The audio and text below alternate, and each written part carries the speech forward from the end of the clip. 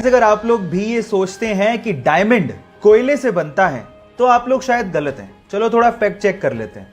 हम ये मानते हैं कि कोयला कार्बन से बनता है और डायमंड भी कार्बन से बनता है, लेकिन इसका मतलब ये कतई नहीं है कि हम लोग ये कह दें कि डायमंड कोयले से बनाया जाता है या बनता है। ऐसा कुछ भी नहीं है। मैं आपको आपकी जानकारी के लिए बता दूं कि जो कोयला होता है वो अर्थ से 2 या 3 किलोमीटर नीचे पाया जाता है और उसके साथ कुछ मेटल की इंप्योरिटीज भी होती हैं।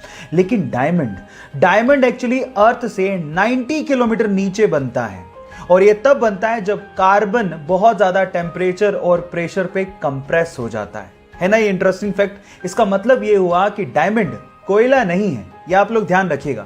ये इंटरेस्टिंग फैक्ट आपको कैसे लगा चैट सेक्शन में लिखना मत भूलिएगा। अगर आप लोग चश्मा लगाते हैं तो चश्मे से रिलेटेड 2 प्रॉब्लम्स के सॉल्यूशन बताने वाला हूं। नंबर 1, अगर आप चश्मे के साथ साथ मास्क भी पहनते हैं, जो कि आजकल पहनना जरूरी है, तो आपके चश्मे पर पक्का फोग आता होगा। इन दैट केस आप क्या करिए, साबुन लीजिए, गीला नहीं सूखा, और उस सूखे साबुन को थोड़ा सा अपने चश्मे के जो मिरर्स हैं, जो ग्लास हैं, उसके ऊपर लगा दीजिए और उसके बाद उसे सूखे कपड़े से साफ कर लीजिए। आपका ये जो फोग का प्रॉब्लम है वो ऑलमोस्ट गायब हो जाएगा। नंबर 2, अगर आपके चश्मे के ग्लासेस पर स्क्रैचेस हैं और ऑब्वियसली उससे बहुत ज्यादा विजन में प्रॉब्लम होती है, तो आपको क्या करना है, कोलगेट लेना है और उस कोलगेट को चश्मे पर थोड़ा सा लगाना है और उसके बाद आपको सूखे कपड़े से साफ कर लेना है। आपके स्क्रैचेस की भी प्रॉब्लम फटाफट से दूर हो जाएगी। ये 2 इंटरेस्टिंग लाइफ सेविंग चश्मा हैक्स आपको कैसे लगे चैट सेक्शन में लिखना मत भूलिएगा। गाइस चलिए मैं आपको आज मैथ्स के 2 इंटरेस्टिंग फैक्ट बताता हूं। फैक्ट नंबर 1, आपने मैथ्स में फ्रैक्शनल नंबर्स के बारे में तो सुना होगा, वही 1/2, 2/3, 3/4। तो मेरा सवाल ये है कि जो बाई है, ये जो हॉरिजॉन्टल लाइन है, इसे क्या बोलते हैं? आपने आज तक कभी नहीं सोचा होगा कि इस हॉरिजॉन्टल लाइन का भी कोई नाम है। डोंट वरी, मैं आपको बताता हूं। इसका नाम है विनकुलम। याद रखिएगा, विनकुलम। फैक्ट नंबर 2, 0 अकेला ऐसा नंबर है जो कि रोमन संख्या में रिप्रेजेंट नहीं किया जा सकता, है ना। Interesting fact. ये दोनों फैक्ट आपको जान के कैसा लगा चैट सेक्शन में लिखना मत भूलिएगा।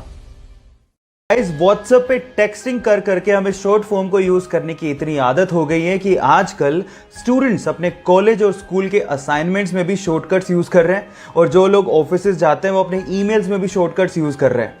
जहां एक और बाकी देशों में ये शॉर्टकट्स बिल्कुल सही नहीं माने जाते, वहीं अगर आप न्यूजीलैंड में रहते हैं और न्यूजीलैंड के स्टूडेंट हैं तो वहां पर इस चीज को यूज करने की परमिशन है। जी हां गाइस, न्यूजीलैंड में 2006 के बाद से ही वहां के एग्जाम्स में शॉर्टकट्स को यूज करने की परमिशन है, ताकि एग्जाम में बड़े बड़े आंसर्स में ज्यादा समय बर्बाद ना हो। क्या आप लोगों को भी लगता है कि हमारे देश में भी एग्जाम्स में शॉर्टकट्स को यूज करने की परमिशन होनी चाहिए?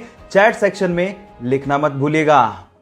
Albert Einstein, the great scientist, जब वो जिंदा थे ना तो उनके खिलाफ एक बुक छापी गई जिसका नाम था 100 ऑथर्स अगेंस्ट आइंस्टाइन। उसमें ऐसे 100 लेखकों की बातें लिखी हुई थी जो एल्बर्ट आइंस्टाइन को या तो गलत प्रूव करना चाहते थे या उसके काम को मानते ही नहीं थे। इस बुक पे रिएक्शन देते हुए पब्लिकली आइंस्टाइन ने सिर्फ एक लाइन बोली।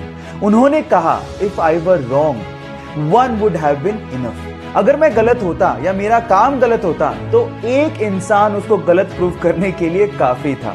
कितना ठग लाइफ आंसर था ना आइंस्टाइन का। ये फैक्ट सुन के आपको कैसा लगा चैट सेक्शन में लिखना मत भूलिएगा। गाइस, क्या आपको पता है कि 17 जुलाई को कौन सा डे सेलिब्रेट करते हैं? डोंट वरी, मैं आपको बताता हूं। 17 जुलाई को हर साल हम लोग वर्ड इमोजी डे सेलिब्रेट करते हैं। पर सवाल मेरा यह है कि इमोजी ये शब्द आया कहां से और इसका मतलब क्या है, ये भी मैं आपको बताता हूं।